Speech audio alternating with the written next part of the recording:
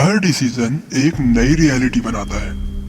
पर क्या होता है जब उन सब रियलिटीज के बीच की दीवार टूट जाए?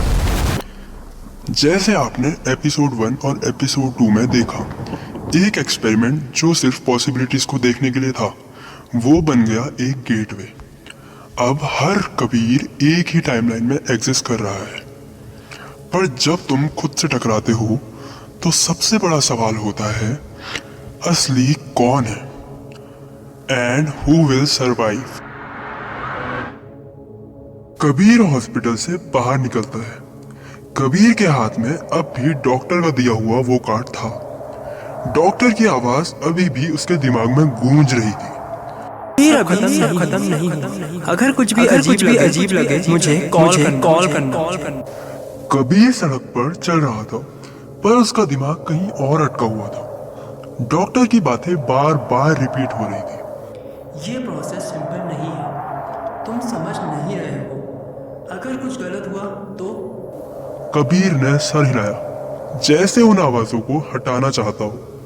पर जितना वो उन्हें इग्नोर करता, उतनी ही जोर से वो आवाजें उसके कान में गूंज रही थी। उसके दिमाग में बहुत से सवाल घूम रहे थे। ये एक्सपेरिमेंट था क्या? मशीन ने मुझे पहचाना कैसे? एक्सपेरिमेंट फेल हो गया था, लैब जल गई, पूरा सिस्टम बिखर गया, तो वो जिंदा कैसे बचा? डॉक्टर मुझे वार्न क्यों कर रहा था? वो चल तो रहा था, पर उसके मन में सवालों का तूफान मचा हुआ था, जैसे वो अभी भी उस लैब के अंदर हो। उसके दिमाग में एक सवाल और था, जो कि लैब से या एक्सपेरिमेंट से नहीं, उसके रियलिटी से जुड़ा हुआ था। वो सपना, वही सपना जो उसने हॉस्पिटल में देखा। पर वो सिर्फ सपना नहीं लग रहा था, जैसे उसका कनेक्शन हो उस लैब से, उस मशीन से और उस पोर्टल से। मैं उस सपने में था, सब कुछ अंधेरा था, पर इस बार मैं अकेला नहीं था। मेरे सामने कोई खड़ा था, ब्लैक हुडी, फेस पर मास्क। वो कुछ बोल नहीं रहा था, बस मुझे देख रहा था।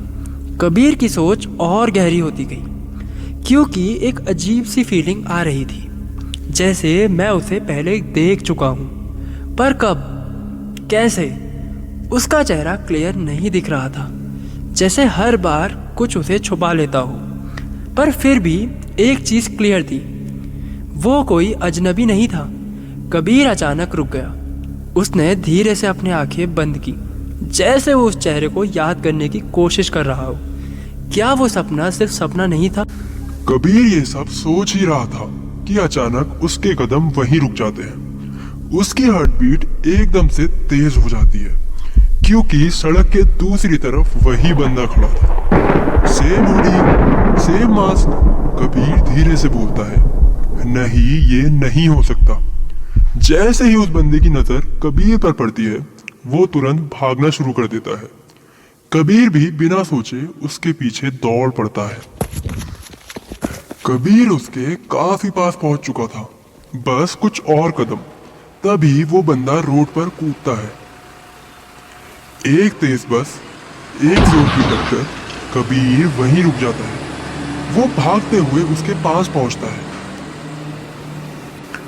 कांपते हाथों से बॉडी को पलटता है और उसकी आंखें फटी की फटी रह जाती हैं, क्योंकि जो चेहरा उसके सामने था वो कबीर ही था।